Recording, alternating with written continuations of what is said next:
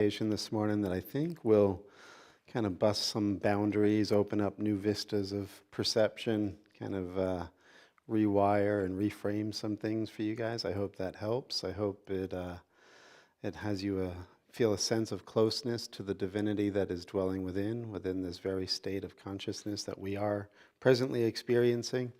As it says in many of the esoteric teachings, this divine presence is closer to you than your own heartbeat, than your own breath. And we just are in such a habit of overlooking it, seeing something in place of it, distracted away in some pattern or habit that we just keep forgetting it and coming back and forgetting it. And so I hope these teachings are going to help stabilize this remembering. We're going to be looking today at, in a sense, going beyond conventional religion or spirituality to this direct experience. It also is a rebirth of the mind. So one of the main focuses of these esoteric teachings is that we have to undergo some type of transformation or transition in consciousness. Of Course in Miracles will say that the miracle is a sudden shift from body identity to spirit identity. And there's really no in-between. And so the mind must prepare itself for this transition. And that's really what these teachings are designed to do, is to get us out of identification with form and open us up to identification with the light of God that we are. In fact, Jesus says that only the creations of light are real, and everything else is your own nightmare. And so we are in a process of sifting and sorting out the nightmarish from the happy dream. And as we do this more consistently with a sense of purpose and motivation, we do make this transition. And we are pulled into this experience of grace, where the divine consciousness begins to really live through us as us. And so we want to get into that this morning. But first, let's calm the mind and center within the silence of the heart. Find the breath and relax.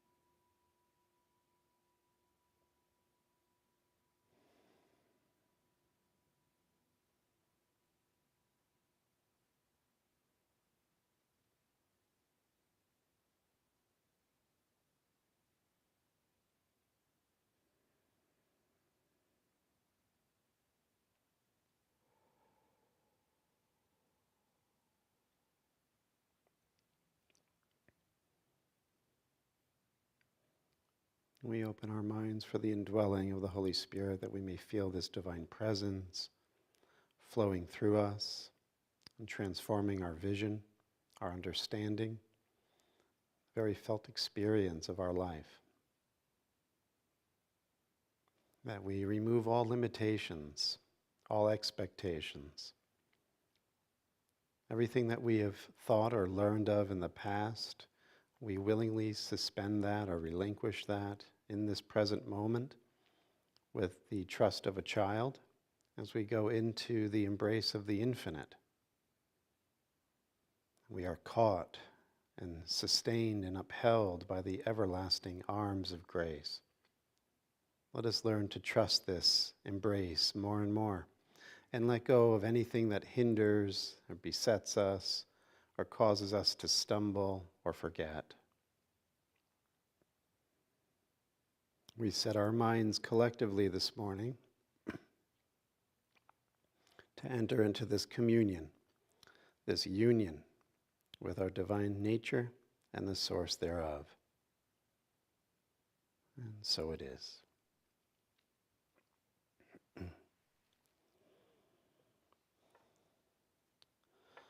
So why don't we begin with a Bible story? And before we do that, I'm excited in a way because I'm going to be sharing some teachings that are boundary breaking, in a sense. These are teachings that you don't normally hear, and they are related to this Bible story. So we'll get to that in a moment. So we all know that in one of the Gospels, the Gospel of John, Jesus is going into the land of Samaria. And this is the story of the woman at the well. I think many of you know this. And Samaria was this territory in the north of Israel. And if you know your ancient Bible history, you had 12 tribes originally, so the story goes. You had 10 tribes that lived in the north, and you had 2 tribes that lived in the south. When the Assyrian Empire swept across the Near East, they destroyed northern Israel, and they took the 10 tribes, which was the protocol of Assyria, that they would displace peoples and relocate them so that there wouldn't be rebellions and uprisings for their land. And so these 10 tribes were lost. They were relocated. This is where we get the lost tribes of Israel. And in place of them, there were some of the peasantry and the farmers that were left, but all of the ruling class was taken. And then other people from other conquered territories were placed in northern Israel by the Assyrians. And so over time, as things continued onward, the Jews in the south began to feel very biased towards the northerners. They disliked them. They weren't Jews. They weren't real children of Israel, even though they followed the Torah, they followed some of the religious rituals. So when Jesus goes into Samaria, he's going into a territory that is disliked, that is hated by his people, right? And not only is it disliked and hated, but he's also telling a story elsewhere where his view of humanity goes beyond the conventional, beyond race, beyond body identity, beyond family, beyond bloodlines or blood ties. That's why his story of the Good Samaritan is about somebody who lives in Samaria, right? An outcast, somebody who's looked on maybe like a Palestinian would be looked on by an Israeli, right? That kind of a thing. Disdained. Not fully human. And so you have Jesus telling this story about the Jew that got mugged and was left by the wayside, beaten and unconscious. And a Jewish priest walks by, ignores him. Jewish merchants are walking by and seeing this man in rough straits. They ignore him. But a Samaritan comes by, puts him on his donkey, takes him to an inn, pays for his medical bills, pays for his stay at the room and his board, his food, and says, whatever else whatever he owes you, that's on my tab. I'll come back on my next trip and pay it off. So there's the Good Samaritan, and that story was given when a Jewish scribe, a lawyer, had asked Jesus, who's my neighbor? Because Jesus said, love your neighbor as yourself. The scribe says to Jesus, who's my neighbor? And he goes to tell this story. Anyone who does a loving thing, anyone who honors life, anyone who reflects the presence of God is your neighbor. And even those that seem to be outcasts, those that are, racially different, that are not your blood, that are not your kith and kin, they too are your neighbor. Everyone's really your neighbor. And so here you have in the story in John's gospel, Jesus goes into Samaria. He meets this woman at the well, and it says it's at 12 o'clock in the afternoon. And so if you know this story, you know that in the ancient Near East, women would go to the well in the morning when the sun was still low and it wasn't so hot because they're carrying jugs of water. So here the sun is peaked. It's noonday. This woman's coming at the heat of the day because there's nobody else at the well. And Jesus sits down, and it's the well of Jacob. It's the well that, represents religious teaching, because Jacob is Israel. That's his name change, right? So he's sitting at the well, and the woman comes up and says, Jesus says, give me a drink. Let's get into it. The Samaritan woman came to draw water. Jesus said to her, give me some water to drink. So the Samaritan woman said to him, how can you, a Jew, ask me, a Samaritan woman, for water to drink? For Jews use nothing in common with Samaritans. Jesus answered her, if you had known the gift of God and who it is who said to you, give me some water to drink, you would have asked him, and he would have given you living water. Now, before we go on with this difference of the water in the well and the water that's living that Jesus would give, there's another element to this story that's really important to get as we unfold this conversation this morning. And that is, not only is she a Samaritan, she is a she. She is a woman. So doubly low life, right? And an upstanding Jew, a rabbi, would never talk even to a Jewish woman, right? It's inappropriate, and let alone a Samaritan woman. So what you're getting from the master is true awakened reality, or true awakened spirituality goes beyond human convention, right? We've been programmed to think a certain way, and we live in a certain box, and some things are good and permissible, and some things are bad and corrupting, and we don't mix the two, and we stay within our safe space, our little known world. And when you follow the master, those boundaries dissolve. And you're going to be in a place where you see beyond kith and kin, you see beyond blood, you see beyond gender, you see beyond all of the conventions and taboos of your previous upbringing.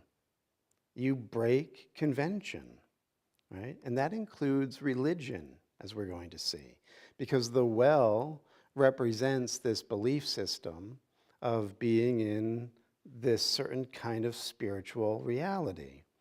And Jesus is saying there is a completely different experience that you'll have if you truly wake up. Because what religion will often do, especially the way that it's being brought out in this story, is you stay within your dualistic mindset, you stay within your body identity, and you become religious. You become spiritual.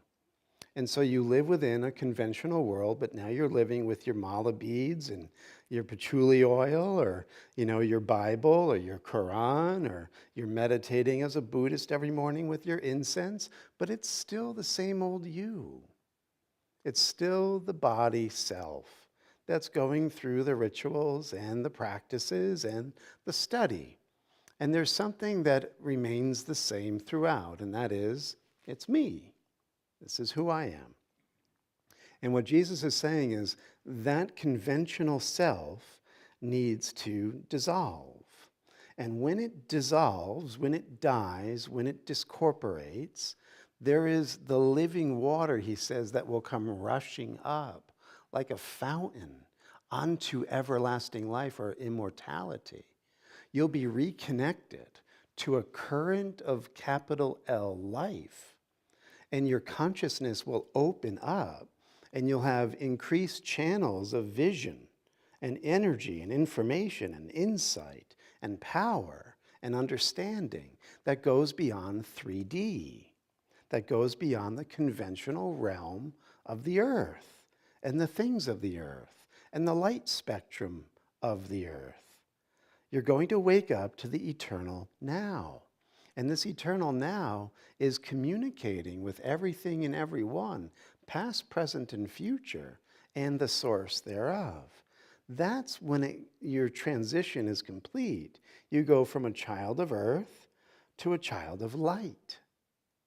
You die to the old self and the bondage of duality, and you're reborn or transformed into the new self, There's no in between, right? So this is where he tells her, I have this water. You'll never thirst again if you drink this water. She's like, give me some of that water. And it's really interesting the way that this parable or this story is written, because as soon as she realizes the payoff and the benefits, she wants it. But then the answer from the master comes and he says, go get your husband. And then you start to find out why she's getting water at the well at noon when no one else is around. Because the catty, gossipy ladies think she's a whore. They don't like her because she says, I'm not married. And Jesus says, you're right to say that. Finally, you're speaking the truth. And she says, I have no husband. And he says, you had 5 husbands. And the man that you're living with right now is not your husband. And she's like, you're a prophet, aren't you? You read in my mail. But the important thing to get is she wants that water. But immediately when you want that water, you have to see what's blocking you from having that water. She's been living in shame. She's been living in self-judgment. She's been living in this harsh belief that everyone else is her enemy and that she can't be friends with these women because of what she's done in her past. Right? So that's one level of it, this social, interpersonal thing. You got to clean up your life. You got to set right your own house before this living water can start flowing in you.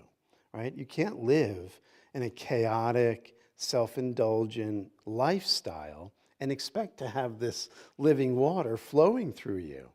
The house isn't clean. It's not made ready for the master's use. Right? So there's that element to the story. The other is, on a more esoteric level, 5 husbands and one that she's living with right now that isn't her husband. If you want to look at this in the more symbolic, esoteric way, these are the 5 layers or levels of being, and the 6th in the third eye. So the first 5 chakras and then the 6th. So in other words, her whole chakra system is completely shut down. It's been married to things that have brought her shame. She's locked within time and space, crucified on the cross. She can't get out of it. She's within this conventional reality and doesn't know anything else, doesn't believe that there's even the possibility of something beyond this conventional reality. All of her chakras are shut down.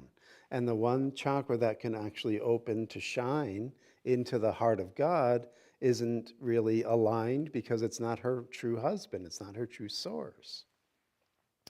So what eventually happens is she identifies with the fact that she was in this state, runs to tell everyone, shares the good news, and undergoes the transformation, right? And when the disciples come back and they see Jesus talking to the woman at the well, they're put off, right? Samaritan woman. And then, they're troubled about that. But then they said, you got to eat. You've been sitting here all day in the heat. You got to eat. And then there's that famous statement that Jesus says, I have food or meat that you know not of. And this is also the idea of going back to this living water motif. That when you wake up, when you transition your consciousness, you're now living from infinite supply. You're not living in the conventional terms or the norms or the laws of the world. Something happens that this isn't just story time. This is where your consciousness opens up to the infinite source, and that means infinite supply, and God will live his life through you as it was meant to be. So everything that you need will be given to you before you can think or ask. You will be living in grace. These things will naturally manifest. They will unfold in your life. But you must have your house set in order and your priorities straight. Seek first the kingdom of God, and everything else will be added to you. Get your house cleaned up. Get your mind in order. Prioritize. Don't think that you're going to get it by being the body. You're going to get it by being God's child in light, in the Spirit. So this is the story. This is the promise that we have when we're living not according to the flesh, but according to the Spirit. So this is played out in the teachings of Joel Goldsmith, where Joel is very fond of using these Bible stories and opening them up to the lived experience of each and every one of us. How these stories are all taking place directly and immediately in our own consciousness. There's no one else here.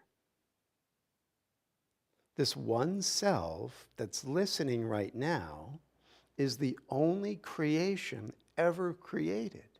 This is the eternal one, made in the likeness and image of the Father. This is the Son, listening right now. The Son who has wandered away from his father's or her father's house, her father consciousness. So the call to return is a call given through all of these stories and symbols and allegories within the scriptures of the world. But it's always only directed to you. You're the one that it was written for, and it's calling you to return to the living present, which is truly your home, right? Everything else is your nightmare. You are a child of light, right? And so Joel, in this book, The Thunder of Silence, his first chapter opens up with a clear distinction between the consciousness that is bound by time, by the flesh, by causation, by things happening outside of itself. It's basically in the grip of the world system. That's one distinction. The other distinction is the consciousness that is eternally set free. It comes from the light, and it is the light. And so he's quoting a letter of Paul to the Galatians, and he's saying that there's this bond maid that Abraham married. She gave birth to the son that was born after the flesh. And then the woman that was promised him, Sarah, she gave birth to the child of promise. So now you have the allegory, says St. Paul. These are the two covenants. The one from Mount Sinai, which is bondage. Right? This is the world religion. You can call it Judaism, Buddhism, Hinduism. You can call it whatever religion you want. It's the religion that is bound to the world, identified with ethnic groups, body identity, personalities that are separated within their own state of mind, and they're trying to live a religious or spiritual life. That's this allegory. The other is the Jerusalem, which is above. It's free, and it's the mother of us all. Right? Something well beyond the world and beyond the body. So you can hear within this next reading that it kind of reflects what the woman at the well said when she says, I want some of that water. I want to be free. I want to feel the presence of love and light within my own heart. So Joel says when a person says that he would like to be a child of God and be free of the burdens of the flesh, usually he does not really mean it. What he means is that he would like to be free of the burden of the flesh, but retain the pleasures and the profits of the flesh. It is for this reason that as human beings, we cannot choose to be children of God, because we're always thinking narcissistically, what's in it for me? If I change my life and give it over to God, well, don't I get some benefit to that? And he's saying for that very reason, the way that we think, we're hardwired to think this way, quid pro quo. We can't find the door. We can't enter in because of the way we think.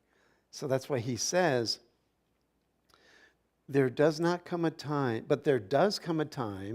in the consciousness of every one of us, with some now and with some many lifetimes from now, when through an inner grace, we are able and willing not only to be rid of the ills of the flesh, but also of the pleasures and profits of the flesh, and to become acquainted with our spiritual identity or selfhood, with that new creature, not the old one made healthy, not the old one made honorable, but a new creature which is born of the Spirit. Radical. Like a caterpillar becoming a butterfly, completely transformed in our consciousness. This, he says, is the transitional experience. To be born of the Spirit means to be reborn through a transition of consciousness, and this rebirthing can occur while we are on this very plane of consciousness known as the earth, or it can take place after we have left this sphere. So it's important to point out here that this transition, this call of grace, may not be answered by everyone in this life. He said that. We might be answering it now. We may have answered it in the past. We may answer it at some point on this current timeline of our existence. Or maybe we won't, and we'll die. And we may live many lives after this until we finally answer it. So it doesn't mean that just because you've answered it, everyone else should. Right? This is an important aspect to get, that we're not here to convert or proselytize or force anyone else into this transition. But the only thing is that we will represent it, we will demonstrate it, we will embody it. And that, for those who are ready, is very attractive, like a flower for a bee. It wants this, it feels this, it's called to it. So that's all we're called to be, is the flower, emanating the fragrance of a mind set free in God and filled by grace. Everything else will be added onto you. Everything else will be taken care of. But it's important to get that not everyone is going to ask for this now. Not everyone wants this now. But here's the proviso, or the caveat. As Jesus says in A Course in Miracles, whenever we're not living by the Spirit and we're trying to live in the flesh, we're actually in pain. We're suffering. We feel anxiety, we feel depression, we feel a sense of not ever getting the fulfillment that we truly wanted or thought at this point in our life should have been here. So whatever the story is, when we're living by the flesh, we're never satisfied, we never feel whole, we never feel loved, we never feel perfect and complete. And he says, the more we keep living in this way, it's like the prodigal, keep going further and further away from his house. The further out you go into the nightmare, the more painful it gets. That's why it's only a matter of time before you turn around. He says in A Course in Miracles, pain thresholds may be high. You may be going on for a long time, stubborn, set in your way, knowing that you're going to get what you're going to get from the flesh. But he says pain thresholds are not limitless. Eventually, you're going to see the error of your ways, and you're going to break down. And in that breaking down, because of the pain, the crisis, you're going to have a turnaround in your consciousness. And you're going to, ever so slowly maybe, make your way back towards your Father's house, right? So everyone eventually, maybe not now, but when you do choose it for yourself, you hold that vision and you see everyone already home. You see everyone already loved and lit up by the light in the heart of God.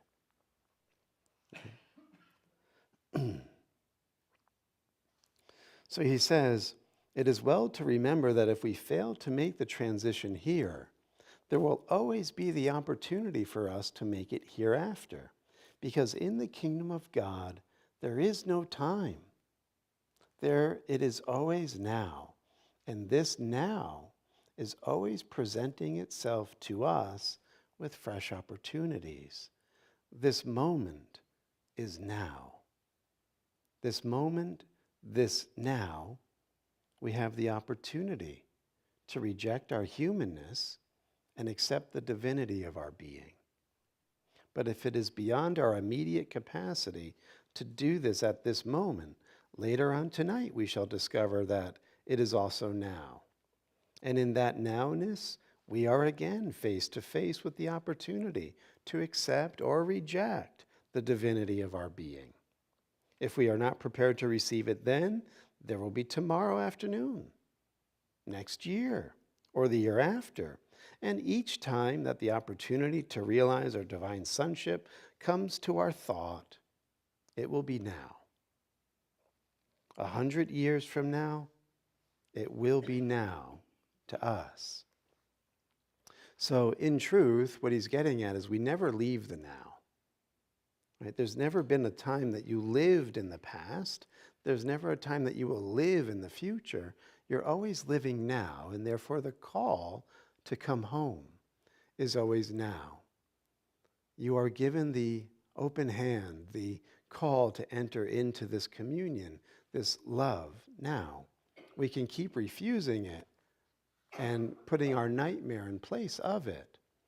But the truth be told, it's always now. So he says, now is always the time to accept our divinity. But while that now may come to us at this moment, to some it may have come years ago, and to some it may come years hence. Whether or not it comes at this particular hour of the clock or some other hour, whenever it comes, it will be now. Each of us has to face every moment of every day onto eternity, and those of us who, for one reason or another, are not able at this particular time to accept the covenant of our liberty, the liberty wherewith we are clothed upon with this divinity, when we accept Christhood, we'll still have a new and fresh opportunity throughout all ages. Those who have gone on before us as human beings and have left our visible sight, some in gross spiritual darkness and some in actual sin and degradation, also exist now. And they too have the same opportunity now that they had when they rejected it here on earth. Only now they may have developed a greater capacity to accept it. So this is why meditation is very, very important, because it allows our mind to settle and begin to listen into the now and its clarity and its aliveness. And so we don't have the habit of putting our thoughts in place of the living presence of God that's always emanating now, right? So this is really what's going on with the woman at the well. She has to clear her past. She has to get rid of her nightmare. And when she does, this water, this eternal living water of now, will bubble up and connect her to the infinite life and all life. Because even those who are living in degradation and hell in these post-mortem states are eternally living in the now, right?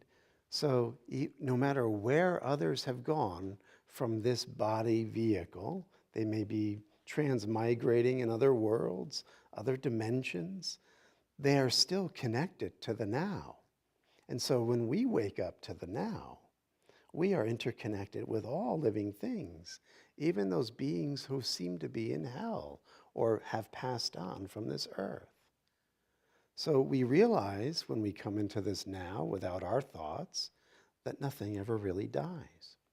And everyone and everything is constantly being called into this freedom, into this release, into this peace.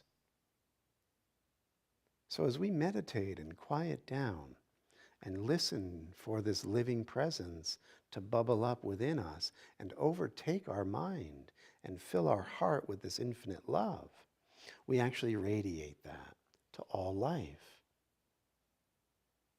And so there's these beautiful images you get within the Mahayana teachings of Buddhism that when the bodhisattva's mind enters into this eternal state of nirvana or now, it will show up, it will be represented.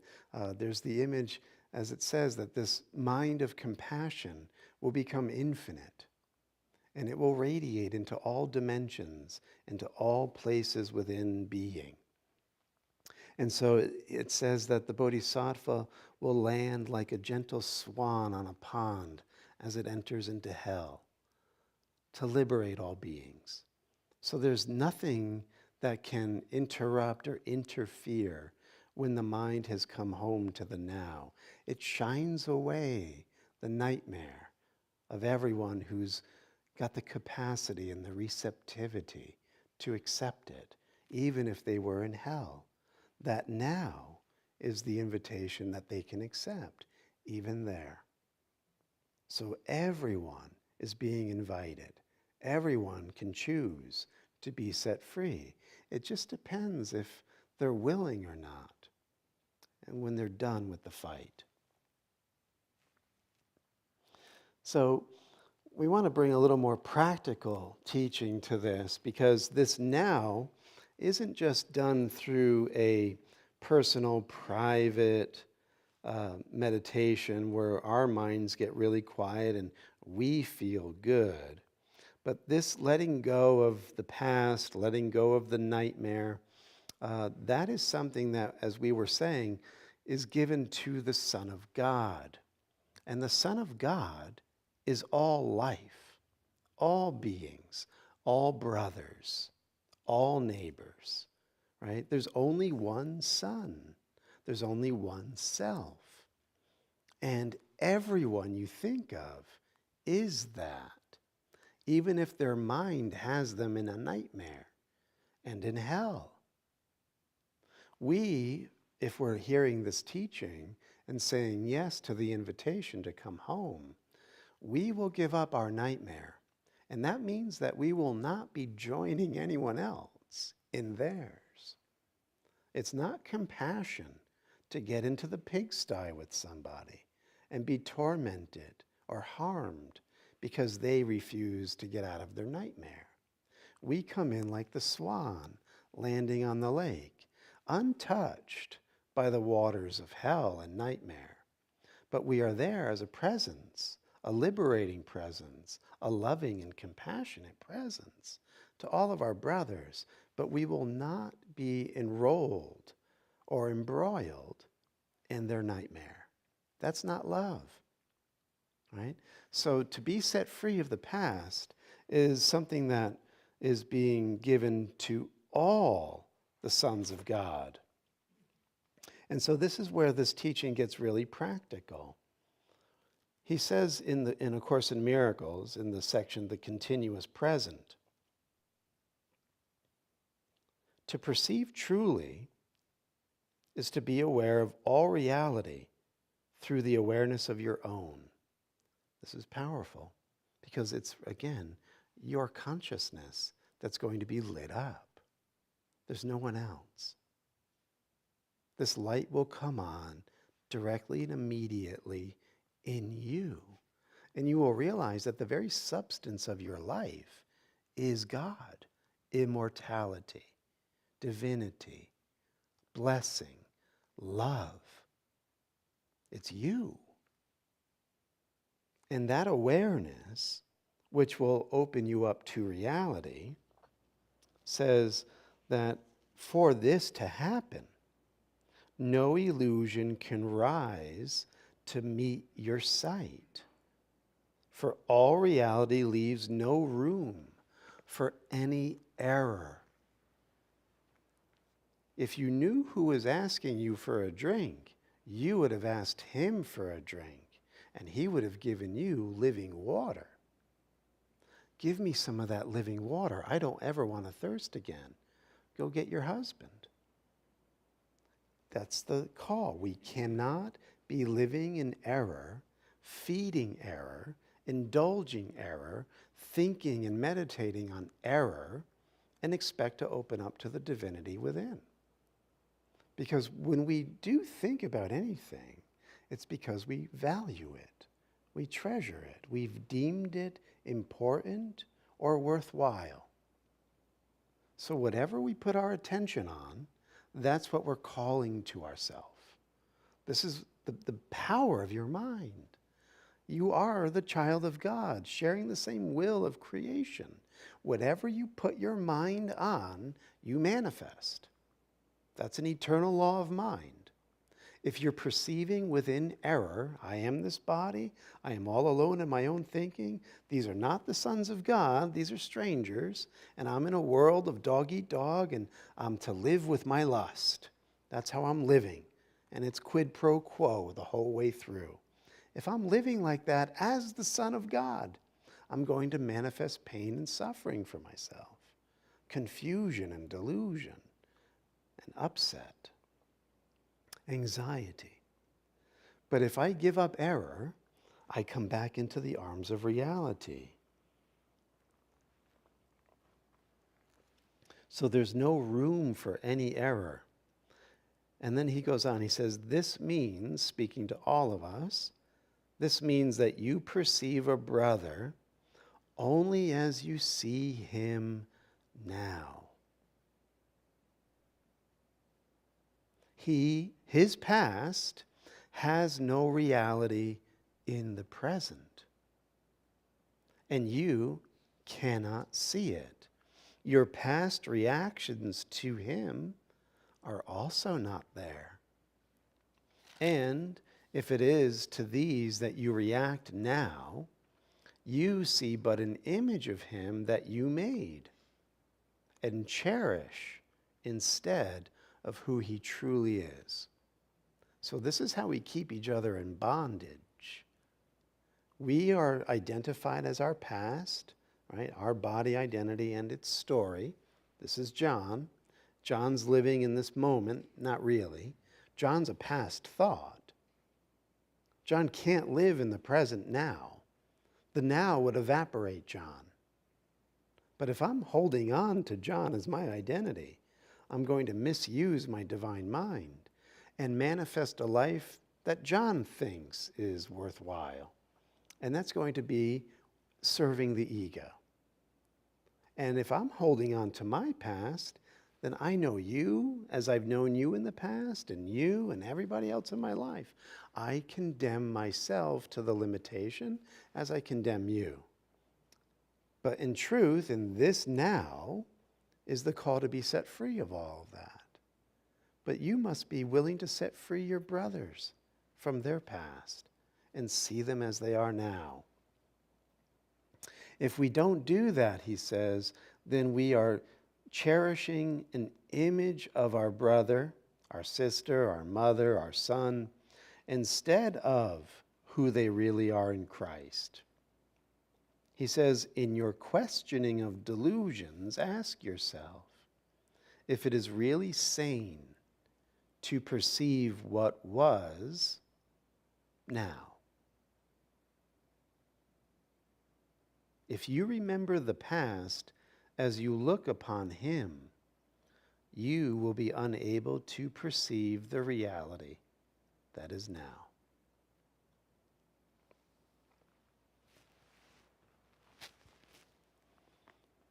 So when the mind is ready and it calls to God for this healing, God sends a presence, a power, an energy into the mind. The Course will call it a miracle. But there is an intervention or an intercession that is undeniable. The mind gets the signal.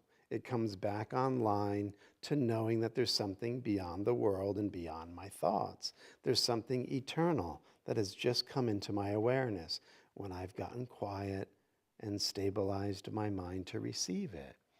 And he says this miracle that will come into your mind enables you to see your brother without his past, and so perceive him as born again. His errors are all past, and by perceiving him without them, you are releasing him. And since his past is yours, you share in this release. So this is the vision you hold if you want to heal. This is the vision you hold for your brother. He's not his past. You're not going to react to him as if he were his past. You're not going to look for the errors in his life that you knew were there before. You're going to set him free in the present moment. But that doesn't mean you're a fool and you're in this state of pretend where you just fall into line with your brother thinking, oh, I've just set him free from my past. No, he could still be in the nightmare of his own hell or her own hell. So you're setting yourself free from having to indulge in your nightmare, and you're setting him free, but you're not joining in her or his nightmare. You're seeing them beyond their current limitations. You're seeing them beyond their current struggles. You're holding the promise of God for them, and you want it for them. You don't indulge them. You set them free in your mind. And they will show up differently for you because you're setting yourself free, right? You're no longer going to be in that tango. And as a result, they can't dance with you in that same way again because now you're looking for the Son of God. You're not looking for the ego. You're not going to relate to the ego in them. So remember, though, we have to set ourselves free in order to do that. Let no dark cloud out of your past obscure him from you. For truth lies only in the present, and you will find it if you seek it there. Right?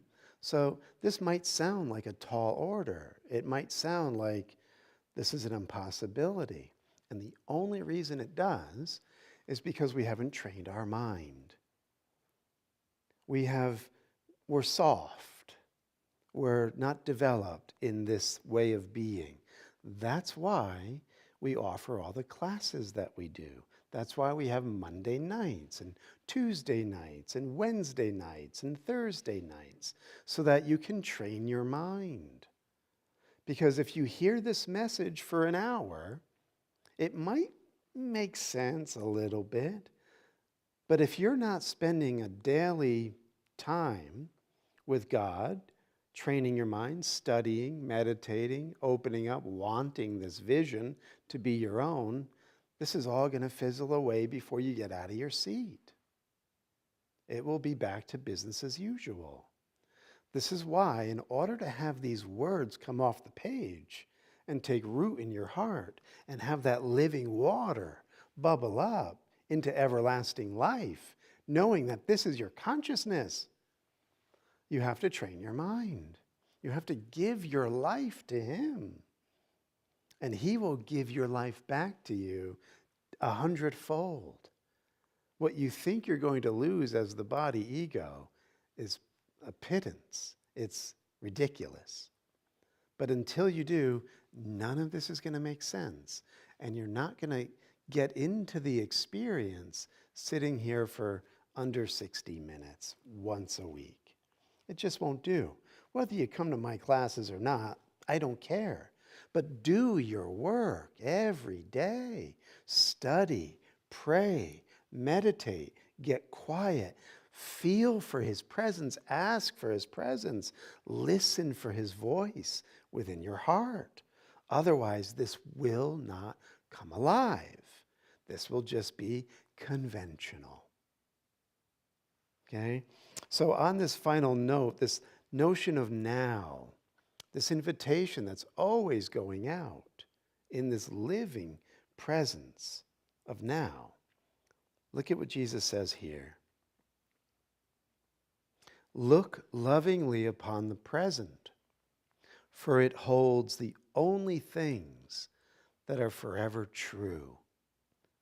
So in other words, when you come into the present moment, like I had said, Rich will dissolve, Ray will dissolve, John dissolves. All that John thought is illusion. It's duality. It's form-based. It's conventional. It's domesticated. It's quotidian. All of that dissolves. And I come into the living presence, which is limitless. He says, when you do, you'll find what's forever true. Not my will, but the divine will. All healing lies within this present moment because its continuity is real. Listen to this. This present moment extends to all aspects of consciousness at the same time, and thus enables them to reach each other. No one who's passed away at the physical level is beyond your reach. You can feel them, talk to them, know them, commune with them. All consciousnesses are within your reach when you're in the present moment. Those who are in hell, in heaven, in limbo, doesn't matter. Great master teachers are here. He says the present moment is before time was and will be when time is no more. See, we're thinking conventionally. We think, oh, present moment. That means it's not past, it's not future, it's now in this linearity. No, he says it's not linear time.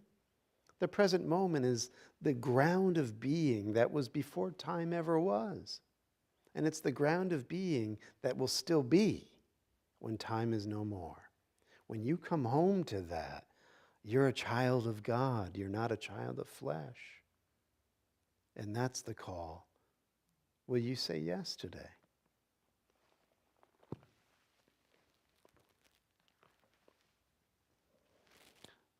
So let's just sit with that for a moment. See if we're willing to come a little bit closer to the present, to this communion and union with all consciousness, everywhere, every when.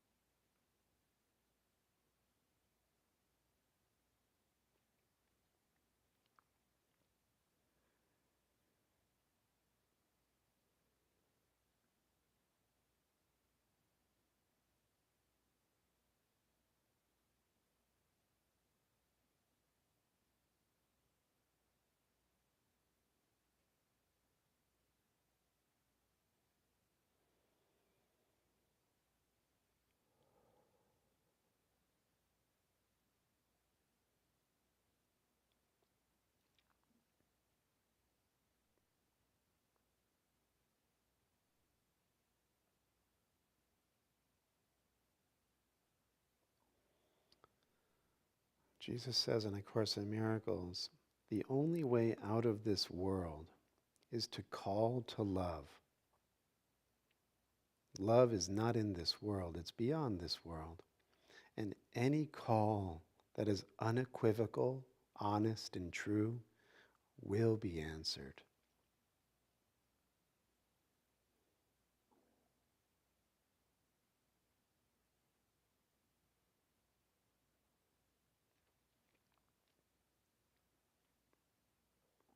And as we bring our palms together, we are acknowledging our shared or collective inheritance of this one self that is united with its Creator in a continuous present that can never change, be defiled, or lost. And we are ready to wake up. We are ready to come home to the living now, which was before time ever was, before the foundations of the world. We shared this glory with the Eternal and Holy One, and it is this glory that we will receive again when we say yes to love.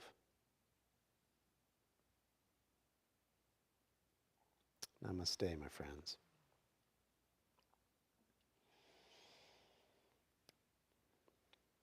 Blue bag will go around. If you're joining on Facebook or YouTube, you can click the link below and donate to the 8 a.m. service. The church and I are very grateful for that.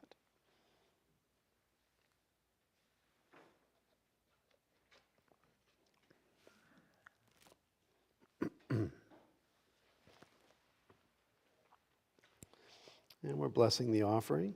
May it be used to ignite the living water within all beings that it may touch in whatever form it takes. And so it is. Amen. Okay. Let's stand, seal the deal.